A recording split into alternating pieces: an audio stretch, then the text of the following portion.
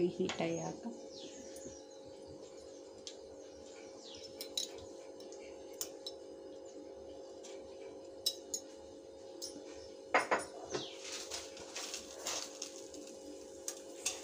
తాలింపు దినుసులు వేసి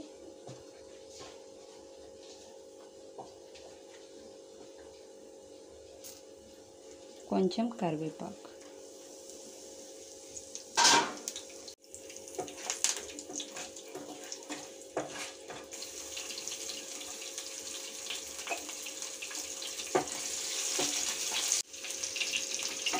మిర్చి వేసి పచ్చిమిర్చి ఫ్రై అయిన తర్వాత ఆనియన్స్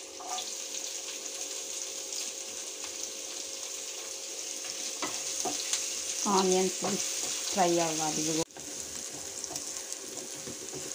ఆనియన్స్ ఫ్రై అయిపోయినాయి. ఇప్పుడు ఆలు వేసుకుందాం.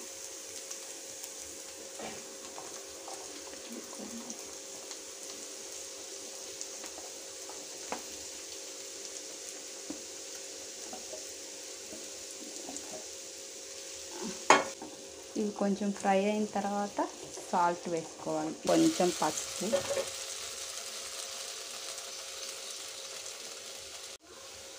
రుచికి సరిపడా సాల్ట్ మిక్స్ చేసుకొని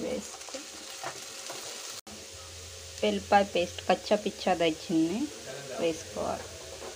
వేసుకొని కారం తగినంత,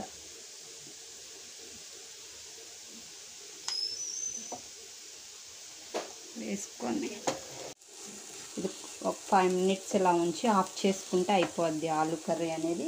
ఇప్పుడు మీకు ఒక చిన్న టిప్ చెప్తాను. ఏంటంటే ఇగో సాల్ట్ అనమాట. మేము ఈ సాల్ట్ యూస్ చేస్తాము, ఎందుకంటే బీపీ ఉన్నవాళ్ళు, లేని వాళ్ళు కూడా యూస్ చేయొచ్చు. దీనిలో సోడియం అనేది తక్కువ ఉంటుంది, హెల్త్కి చాలా మంచిది అనమాట. ఇప్పుడు స్టవ్ ఆఫ్ చేసేస్తే కర్రీ అనేది ఫినిష్ అయిపోయింది.